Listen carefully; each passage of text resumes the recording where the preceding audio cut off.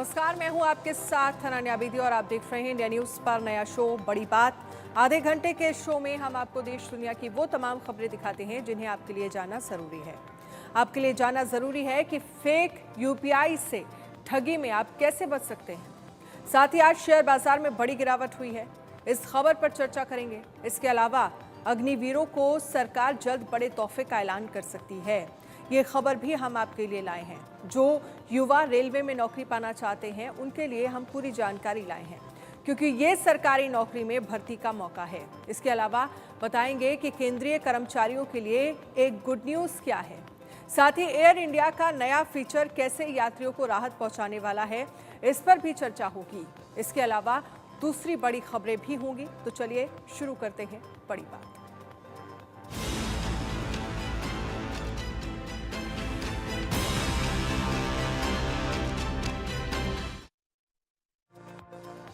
बड़ी बात में आपकी आर्थिक सुरक्षा से जुड़ी बड़ी खबर है। आपको इसके लिए सावधान हो जाना चाहिए। दरअसल फेक यूपीआई ऐप से भी धोखाधड़ी हो रही है। हालांकि ऑनलाइन फ्रॉड के मामलों को रोकने के लिए आरबीआई और सरकार कई कदम उठा रही है, लेकिन फिर भी ठग आए दिन नए तरीके से फ्रॉड कर रहे हैं। फ्रॉड में ठग नकली यूपीआई ऐप से फर्जी पेमेंट करके चूना लगाते हैं। जहां एक तरफ यूपीआई ने पेमेंट को आसान कर दिया है, वहीं यूपीआई ऐप को लेकर धोखाधड़ी चौंकाने वाली बात जरूर है। ठग फेक यूपीआई ऐप के जरिए पेमेंट कर रहे हैं और इसमें उनके फोन में पेमेंट सक्सेसफुल तो शो करता है, पर आपके अकाउंट में पेमेंट नहीं आती है। यूपीआई बेस्ड ऐप्स गूगल पे, फोन पे और पेटीएम जैसे ऐप्स के फेक ऐप के जरिए ठगी करते हैं। ये फेक यूपीआई ऐप बिल्कुल असली ऐप की तरह दिखते हैं। ये ऐप्स छोटे व्यापारियों, दुकानदारों और मजदूरों को धोखा देने के लिए बनाए गए हैं। फेक यूपीआई ऐप से कैसे हो रहा है फ्रॉड, इसको आप इस तरह से समझिए। ठग नकली यूपीआई ऐप के जरिए क्यूआर कोड स्कैन करते हैं और फिर पेमेंट करके फर्जी स्क्रीनशॉट शो करते हैं। इस ऐप्स में पेमेंट करने के बाद साउंड नोटिफिकेशन भी आता है, जो बिल्कुल रियल ऐप की तरह लगता है। ऐसे में साउंड और स्क्रीनशॉट से दुकानदार या लोगों को लगता है कि पेमेंट हो गई है और वो इस तरह स्कैम में फंस जाते हैं। कहा जा रहा है कि टेलीग्राम पर नकली यूपीआई के लिंक शेयर हो रहे हैं। इन लिंक के जरिए लोग नकली यूपीआई ऐप इंस्टॉल करके पेमेंट कर देते हैं। सवाल है कि फ्रॉड से फिर कैसे बचें, इसे आपको हम ग्राफिक्स के जरिए समझाते हैं। पेमेंट को लेकर संदेह होने पर सतर्क हो जाएं। सबसे पहले खुद से ही पेमेंट जो है वो वेरीफाई करें। अपने यूपीआई ऐप के जरिए चेक करें कि पेमेंट आई है या फिर नहीं। अपने बैंक स्टेटमेंट के जरिए पेमेंट आई है या नहीं चेक करें। साइबर फ्रॉड के शिकार होने पर 1930 पर कॉल करें। जाहिर है नकली यूपीआई ऐप्स के जरिए फ्रॉड के मामले बढ़ रहे हैं, ऐसे में सावधानी बरतना बहुत जरूरी है। अगर थोड़ी सी भी लापरवाही होती है तो आपके साथ भी फ्रॉड हो सकता है, तो इस फ्रॉड से आपको बचना है। अब बड़ी बात में शेयर बाजार से जुड़ी खबर है। आज शेयर बाजार में बड़ी गिरावट देखने को मिली है। हफ्ते के आखिरी कारोबारी दिन यानी आज 6 सितंबर को सेंसेक्स 1017 अंक की गिरावट के साथ 81,183 के स्तर पर बंद हुआ। वहीं निफ्टी में भी 292 अंक की गिरावट रही, ये 24,852 के स्तर पर बंद हुआ। सेंसेक्स के 30 शेयरों में से 23 में गिरावट और 7 में तेजी रही। निफ्टी में 50 शेयरों में से 42 में गिरावट और 8 में तेजी रही। एनएसई के सभी सेक्टोरल इंडेक्स गिरावट के साथ बंद हुए। सरकारी बैंकों का इंडेक्स सबसे ज्यादा टूटा। रिलायंस, आईसीआईसीआई बैंक, एसबीआई और इंफोसिस ने बाजार को नीचे खींचा। बाजार को गिराने में सबसे ज्यादा रिलायंस के 168.98 पॉइंट का कंट्रीब्यूशन रहा, जबकि बजाज फाइनेंस, एशियन पेंट्स और जेएसडब्ल्यू स्टील ने बाजार को ऊपर खींचा। एशियाई बाजार में जापान के निकेई में 0.72% और हांगकांग के हैंगसेंग में 0.075% की गिरावट रही। चीन का शंघाई कंपोजिट 0.81% और कोरिया का कोस्पी 1.21% गिरा। 5 सितंबर यानी कल की बात करें तो शेयर मार्केट में गिरावट देखने को मिली थी। सेंसेक्स 151 अंक की गिरावट के साथ 82,201 के स्तर पर बंद हुआ था। वहीं निफ्टी में भी 53 अंक की गिरावट रही और ये 25,145 के स्तर पर बंद हुआ था। एनएसई के डेटा के अनुसार विदेशी निवेशकों ने 5 सितंबर को 688.69 करोड़ के शेयर बेचे। इस दौरान घरेलू निवेशकों ने 2,970.74 करोड़ के शेयर खरीदे। 5 सितंबर को अमेरिकी बाजार का डाउ जोन्स 0.54% गिरकर 40,755 अंक के स्तर पर बंद हुआ। वहीं नेस्डेक 0.25% चढ़ा, ये 17,127 के स्तर पर बंद हुआ।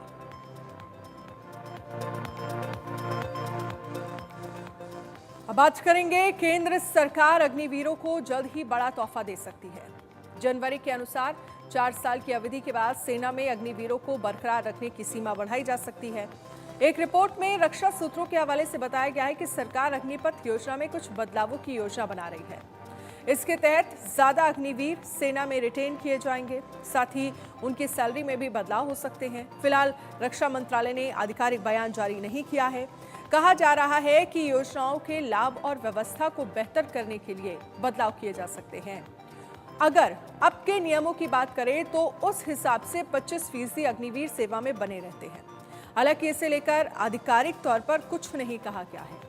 इसके अलावा भी अग्निवीर जो योजना है उसमें कई बदलाव हो सकते हैं। खबर है कि अग्निवीरों को सेवा में बनाए रखने की सीमा बढ़ाने को लेकर चर्चाएं जारी हैं।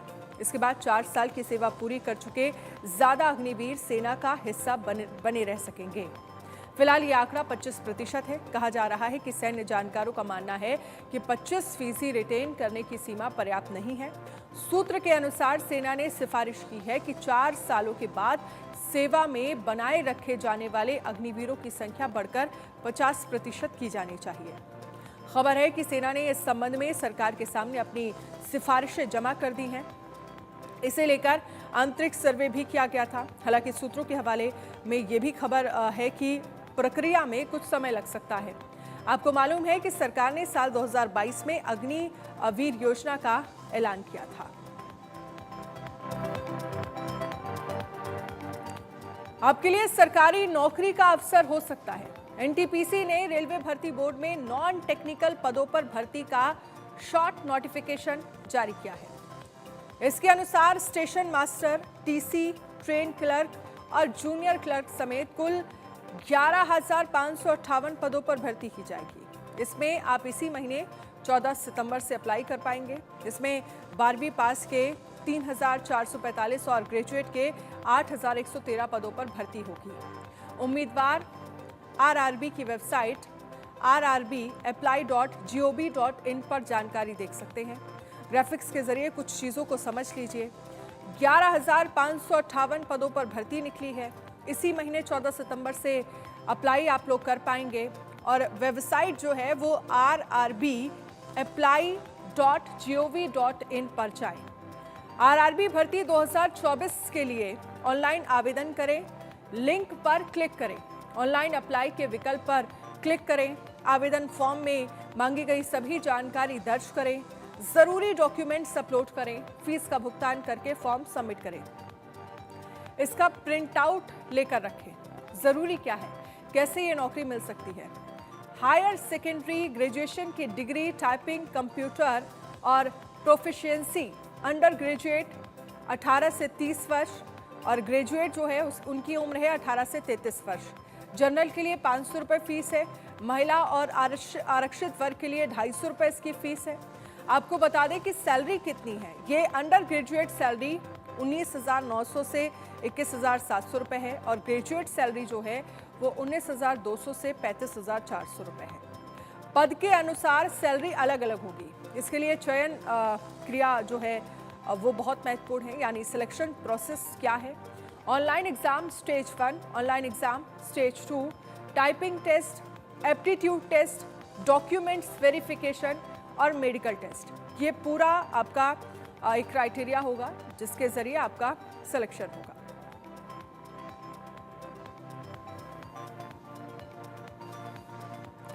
हवाई यात्रा करने वालों को एयर इंडिया ने एक बड़ी खुशखबरी दी है। दरअसल एयर इंडिया ने एक नया फीचर लॉन्च किया है जिससे यात्रियों को बड़ी सुविधा होगी। जी हां, यदि आप अपनी कीमती समय बचाने के लिए ज्यादातर समय हवाई यात्रा करते हैं तो एयर इंडिया का नया AEYE विजन फीचर आपके लिए बेहद खास हो सकता है। जानकारी के अनुसार यात्रियों की सुविधा और आराम को ध्यान में रखते हुए इस AI आधारित सुविधा से यात्री अब काफी राहत महसूस करेंगे। AI विजन सभी यात्रियों को फ्लाइट चेक इन से लेकर बैगेज क्लेम तक के हर चरण में बेहतर और अधिक सुविधाजनक अनुभव देगा। बता दें कि इस फीचर से उन यात्रियों को अत्यधिक फायदा होगा जो ज्यादातर समय अपनी यात्रा फ्लाइट से करते हैं। एयर इंडिया ने AI विजन फीचर को उन चुनौतियों को ध्यान में रखते हुए पेश किया है जिस कारण यात्रियों को पहले उनके सामान के साथ दिक्कत झेलनी पड़ती थी। हाल के महीनों में एयरलाइन को कई यात्रियों की शिकायतें मिली थी जिनमें सामान के गलत जगह पहुंचने या फिर समय पर नहीं मिलने जैसी समस्याएं शामिल थीं। ऐसे में इन समस्याओं के समाधान करने के मकसद से ही AI विजन फीचर को पेश किया गया। ग्राफिक्स के जरिए आपको हम बताते हैं कि ये फीचर कैसे काम करता है। दरअसल AI विजन फीचर आधुनिक कंप्यूटर विजन तकनीकी का इस्तेमाल करता है जो आर्टिफिशियल न्यूरल नेटवर्क पर काम करता है। जानकारी के अनुसार ये तकनीकी वस्तुओं और पैटर्न को पहचानने में इंसान से भी अधिक सटीकता रखती है। जब यात्री अपने सामान या बोर्डिंग पास के टैग को स्कैन करते हैं तो ये फीचर उनके सामान की सटीक स्थिति को ट्रैक करता है और इसे एयर इंडिया के मोबाइल ऐप के माध्यम से यात्रियों के मोबाइल पर रियल टाइम अपडेट्स के रूप में भेजता है। ऐसे अब यात्री पता लगा सकेंगे कि उनका सामान कहां पर है। अखिल भारतीय सेवा के तहत आने वाले केंद्रीय अर्धसैनिक बलों के जवानों और अफसरों और अन्य सिविल कर्मचारियों के लिए राहत की खबर है। नॉन फैमिली स्टेशन पर कार्यरत इन कर्मियों को एकाएक अपना सरकारी मकान खाली नहीं करना पड़ेगा। पहले इस संबंध में सरकारी मकान रखने की आखिरी तिथि को 30 जून 2024 तक बढ़ाया गया था। अब आगामी आदेशों तक नॉन फैमिली स्टेशन पर कार्यरत कर्मचारी अपनी सरकारी मकान रख सकते हैं। भारत सरकार के आवास और शहरी मामलों के मंत्रालय के संपदा निदेशालय द्वारा पिछले दिनों इस संबंध में कार्यालय ज्ञापन जारी किया गया है। नियम के अनुसार ऐसे कर्मचारी अधिकतम 3 साल तक क्वार्टर होल्ड कर सकते हैं। ये सुविधा केवल नॉन फैमिली स्टेशन पर तैनात कर्मचारियों को ही मिलती है, लेकिन अब इसके लिए उन्हें नियमानुसार किराए का भुगतान करना होगा। इस वक्त बहुत से सरकारी कर्मचारियों के बच्चों के दाखिले हो चुके हैं। अब उन्हें मकान खाली करना पड़ता है तो कई तरह की परेशानियों का सामना करना पड़ेगा उन्हें। उनके लिए दूसरी जगह शिफ्ट होना आसान नहीं होता है। अब गैर पारिवारिक स्टेशनों में तैनात अखिल भारतीय सेवाओं के अधिकारी कर्मचारी सामान्य पुल आवासीय योजना के तहत आवास रख सकते हैं। अर्धसैनिक बलों सहित केंद्रीय कर्मियों के लिए राहत की खबर, खाली नहीं करना पड़ेगा सरकारी मकान। MOU के अनुसार नॉन फैमिली स्टेशन पर कार्यरत इन कर्मियों को एकाएक अपना सरकारी क्वार्टर खाली नहीं करना पड़ेगा। इससे पहले 8 अप्रैल 2021 को जारी कार्यालय ज्ञापन में कहा गया था कि नॉन फैमिली स्टेशन पर कार्यरत कर्मचारी 30 जून 2024 तक सरकारी क्वार्टर रख सकते हैं।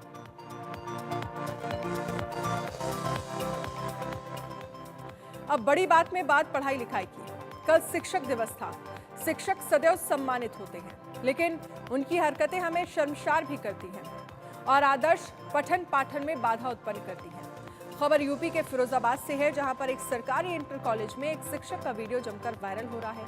वायरल वीडियो में आप शिक्षक को बच्चों से पैर दबवाते हुए देख सकते हैं। इस वीडियो में शिक्षक पढ़ाने के बजाय कुर्सी पर बैठे हुए नजर आ रहे हैं और बच्चों से अपने पैर दबवा रहे हैं।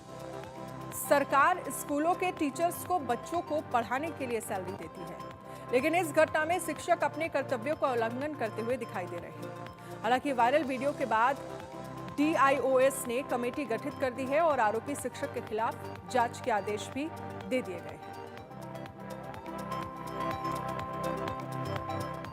बहराइच के कई इलाके इन दिनों आदमखोर भेड़ियों के आतंक से जूझ रहे हैं। भेड़िए लगातार हमला कर रहे हैं, कई लोगों की जान भी ले चुके हैं। वन विभाग समेत कई टीमें लगातार कॉम्बिंग कर रही हैं। इसके बावजूद भेड़िए गिरफ्त में नहीं आ रहे हैं।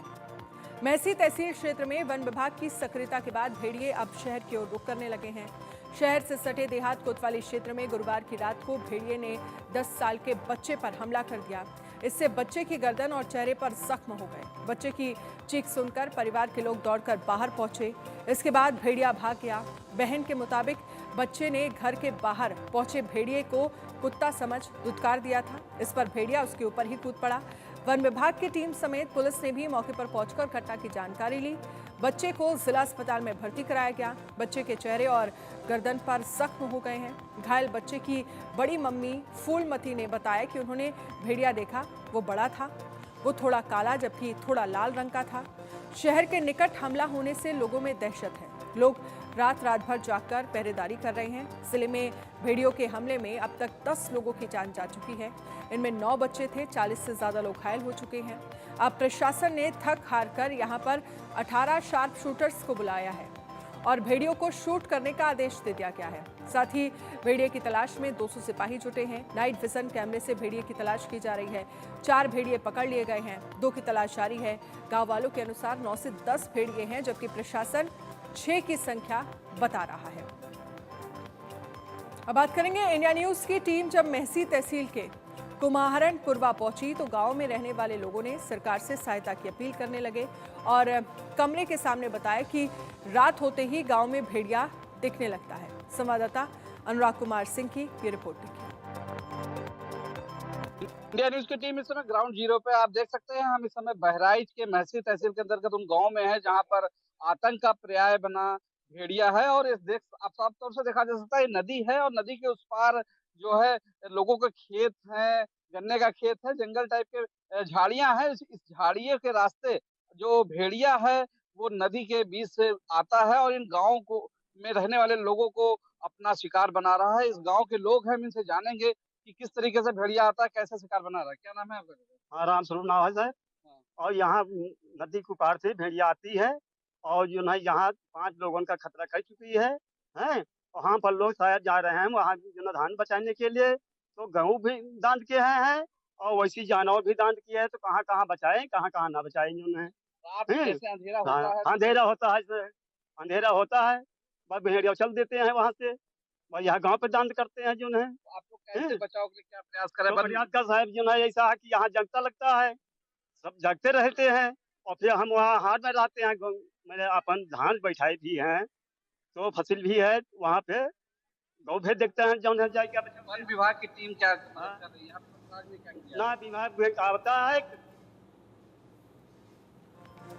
आज के महसी में इस समय आदमपुर भेड़िया का आतंक है, जिसको लेकर इस समय वन विभाग की टीम कॉम्बिंग कर रही है। मुख्य वन संरक्षक मैडम के अगुवाई में पूरी टीम काम कर रही है। आप देख सकते हैं मैडम भी आई हुई हैं और साफ तौर से वन विभाग के सारे अधिकारी यहाँ मौके पर हैं और जो लोग कॉम्बिंग कर रहे हैं। यहाँ पर ड्रोन कैमरा उड़ाया गया है। रात के इस समय 9 बजने को हैं और 9 बजे ड्रोन कैमरा उड़ाया गया है और ड्रोन कैमरे की मदद से जो आदमपुर भेड़िया है उसको ट्रेस करने की कोशिश की जा रही है। तरीके से ड्रोन कैमरा उड़ रहा है, उसकी ट्रेसिंग का काम चल रहा है और ड्रोन कैमरा पूरे इलाके में सर्च कर रहा है और पूरी वन विभाग की टीम इस मौके पर है। ये कछार का क्षेत्र नदी के किनारे का इलाका है और इसमें पूरी वन विभाग की टीम मुस्तैद है और आदमखोर भेड़िया को पकड़ने में लगी हुई है। हमारे साथ WI के डॉक्टर शहीर खान भी हैं जो कि वुल्फ एक्सपर्ट हैं, तो उनके भी हम सलाह ले रहे हैं, उनसे भी हम स्टडी कर रहे हैं। वो भी जो बता रहे हैं इकोलॉजी और एनिमल बिहेवियर के बारे में, उससे भी हम लोग को बहुत सारी जानकारी प्राप्त हो रही है, उनका भी सहयोग प्राप्त हो रहा है। जैसा मुख्यमंत्री ने कहा कि अगर आदमखोर भेड़िया अगर जिंदा न पकड़ा जाए तो उसको मारा जा सकता है। शूटर लगाए गए, कितने शूटर लगाए गए हैं क्षेत्र में? मैं इस विषय में मैं कोई कमेंट नहीं करता। जैसे क्या लगता है कितने कब तक पकड़ा जाएगा आदमखोर भेड़िया? नहीं, पूरी कोशिश कर रहे हैं हम लोग, आपके सामने क्या ही है। रणनीति बनाई गई, क्या वजह? नहीं, रणनीति मैंने आपको बता दिया, इतने सेक्टर्स बनाए गए हैं आपके सामने। हमारे सारे के सारे ऑफिसर्स और हमारा सारा स्टाफ आपके सामने रात में भी मौजूद है। दिन और रात गश्त की जा रही है, केजेस लगाए गए, थर्मल ड्रोन से भी ट्रैकिंग हो रही है। दिन में भी, मॉर्निंग में भी होती है, दिन में भी होती है, रात में भी होती है। तो हम लोग पूरी कोशिश में लगे हुए हैं। जिस तरीके से रात के अंधेरे में नदी के किनारे का इलाका है और उससे काफ़ी परेशानी हो रही होगी, कैसे इससे? नहीं, देखिए ऐसा है कि सबसे बड़ी चीज़ है कि यदि कोई आपदा आई है, परेशानी आई है, तो उसको दूर करने की हम लोग पूरी कोशिश कर रहे हैं। हमारी पूरी टीम्स लगी हुई हैं, बाहर से ऑफिसर्स आए हुए हैं। मैं 10 दिन से यहाँ पे कैंप कर रही हूँ, हमारे कंजर्वेटर साहब कैंप कर रहे हैं, गिरीश साहब जो है वो आए हुए हैं, हमारे मुख्यालय से आए हुए हैं, बहुत सारे ऑफिसर साथ में लगे हुए हैं। कुल मिलाकर के आपके सामने है जो हम लोग कोशिश कर रहे हैं। प्रयास पूरा है।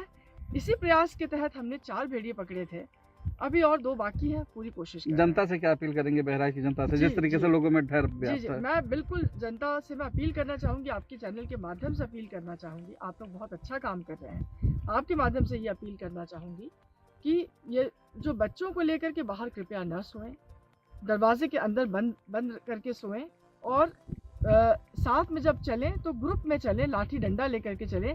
बाहर बिल्कुल नहीं सोना है। सबसे बड़ा जो खतरे वाली बात है वो बाहर सोना है। दरवाज़ा बंद करके सोएं, बच्चों को लेकर के अंदर सोएं। ये कुछ समय की बात है। ये प्रॉब्लम जैसी ख़त्म होगी वो फ्रीडम फिर से आ जाएगा। और यही है। इसमें एक और चीज़ कहना चाहूँगी, पुलिस और प्रशासन और वन विभाग तीनों मिल करके पूरी मुस्तैदी के साथ कार्रवाई कर रहे हैं। इससे अंदाजा लगाया जा सकता है कि वन विभाग की टीम इसमें मुस्तैदी से काम कर रही है, ऐसा दावा है वन विभाग के वन संरक्षक अधिकारी रेणु सिंह का। और उन्होंने जनता से अपील की है कि लोग घरों में रहें, अकेले न निकलें और सुरक्षित रहें। बहराइच से Anurag Kumar Singh, India news. India news reporter Anurag Singh ने महसी तहसील के औराही गांव भी पहुंचे, ग्रामीणों के डर को कैमरे में कैद किया। बहराइच में इस समय महसी तहसील के अंतर्गत गांव में आदमखोर भेड़िए का आतंक है, जिसको लेकर लोग दहशत में हैं। हम एक गांव में हैं, हम लोगों से जानेंगे किस तरीके से समस्या है, उन लोगों की किस तरीके से परेशानी हो रही है। क्या नाम है आपका? देवीकरण वर्मा। क्या देखते हो आप जिस तरीके से आपके यहाँ आदमखोर भेड़िया का आतंक है? सर डेली के डेली में परमानेंट आ रहा है, ऐसा नहीं है कि किसी दिन ना आए भेड़िया। सारी रात हम लोग जागते रहते हैं। यहाँ पे जैसे जो ड्यूटी लगती है वो भी मतलब घूमते हैं, कहीं इधर से आता है, पूर्व से पश्चिम चला जाता है, पश्चिम से निकलता है, दक्षिण चल जाता है। डेली के डेली परमानेंट वही भेड़िए वाला हमला। तो क्या लगता है दहशत में आप लोग रहते हो? बिल्कुल सर। तो क्या अपील करोगे सरकार से? बिल्कुल करेंगे सर कि उसको पकड़ाएं, जैसे भेड़िया उसको पकड़ाएं। और जब जैसे करना है, जब उनको पकड़ाने के जैसे कहते हैं उसको जो हम लेके कहते मिले था कि मार देंगे, कहते ना उसमें मुकदमा चल जाएगा। जब हम लोग मारने की कोशिश करते कहते मुकदमा चल जाएगा।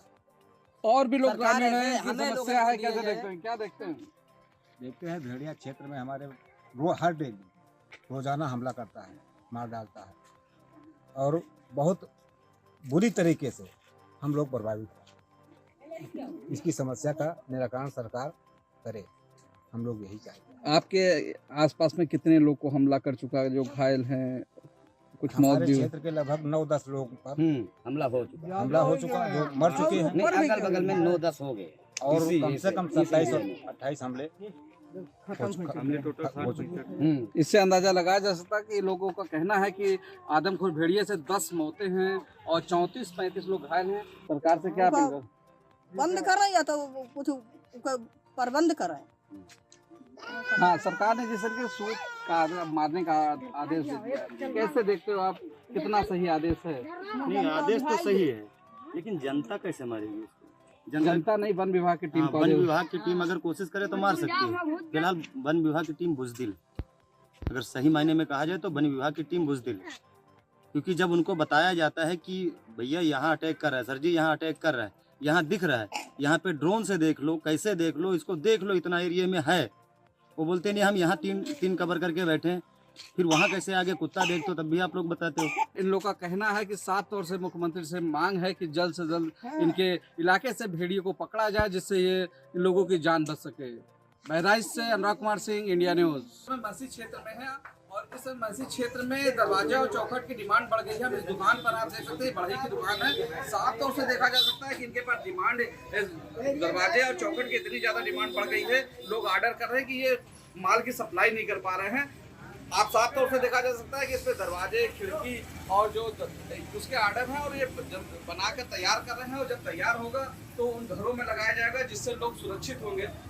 दुकानदार हैं, बढ़ई हैं, उनसे जानने की कोशिश करेंगे कि किस तरीके से देखते हैं और इस समय उनको कितना फायदा मिल रहा है। क्या नाम है आपका? मोहम्मद तहसील। ये बताइए, किस तरीके से भेड़िए का आतंक है, उसके बाद आप लोग की डिमांड बढ़ गई है, कितनी सप्लाई बढ़ी है? आज से कुछ दिन पहले की डिमांड इसी टाइम पे बहुत कम रहती थी, आज इतनी डिमांड हो गई है कि हम लोग जो है ऑर्डर पूरा नहीं कर पा रहे हैं, क्योंकि जो बहुत थोड़ा बहुत बनाते हैं कि तुरंत ही उठ के चला जाता है या हम लोग पहुंचवा देते हैं।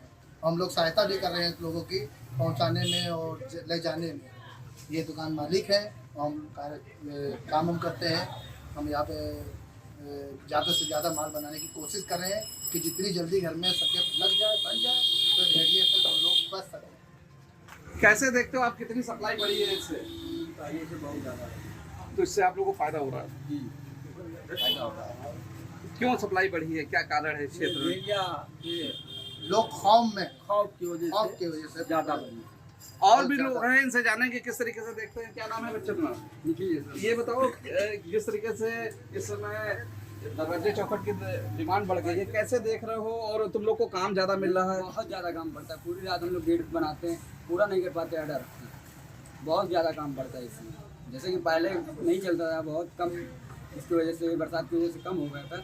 इस समय बहुत ज़्यादा डिमांड है गेट ओढ़ के, तो हम लोग पूरी रात काम करते हैं, फुल नाइट काम करते हैं हम लोग। साफ तौर से अंदाजा लगाया जा सकता है कि इस क्षेत्र में जो बढ़ी है उनको डिमांड बढ़ गई है, और वो लोगों का कहना है कि इतनी डिमांड बढ़ गई कि वो माल की सप्लाई पूरी नहीं कर पा रहे हैं, और वो जैसे भी उनका ऑर्डर कंप्लीट होता है घरों में लगाते हैं, लोगों को सुरक्षित करते हैं और महफूज करने की कोशिश करते हैं। बहराइच से अनुराग कुमार सिंह, इंडिया न्यूज।